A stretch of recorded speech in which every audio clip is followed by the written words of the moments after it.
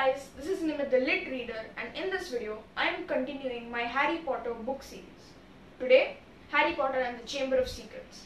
Let's get started. The second book in the Harry Potter series, The Chamber of Secrets, was written by J.K. Rowling and released in 1998. After introducing us to the mesmerizing Hogwarts world in the first book, the second book had already attracted a whole group of dedicated readers. This book starts off with Mr. Dursley having a party with a rich builder, and in the middle of it, while Harry was upstairs, he meets Dobby the house elf for the first time. Frankly, I didn't like the beginning of this book very much. I mean, we get introduced to a new character, Dobby, but that's it. Dobby is the only interesting part. Then Ron, Harry's best friend, shows up with a flying car to get him out. I love that part, but I have a minor issue with this. Like, couldn't have Ron come with the flying car at any point in the summer break? And when he did come, it was the same night that Harry met Dobby the house elf. How convenient! Fear not, because the rest of the book makes up for this. And surprisingly, I like this scene better in the movies compared to the books, which a lot of readers don't say often. The plot revolves around the myth that 50 years ago, a secret chamber called the Chamber of Secrets was opened and released a monster that killed a Hogwarts student. And now, history is repeating itself. All the twists and turns of this book are great. One of the best examples is that this whole domino effect of the Chamber of Secrets opening started with Mr. Malfoy sneaking a book into Ginny Weasley's bag. This was a great plot line, and I think it was done very well. I don't want to spoil any more of this portion of the plot though. In this book, Harry is confused and in a dilemma whether he is a true Gryffindor or not.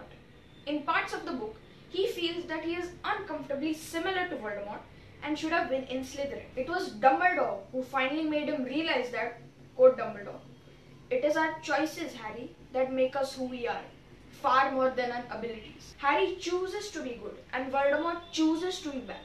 This is proven when Harry found the sword of Gryffindor, which can only be found by a true Gryffindor.